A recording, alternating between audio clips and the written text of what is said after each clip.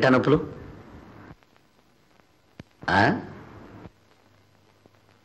ఆ చెప్పేది ఏదో తిన్నగా చెప్పాడు.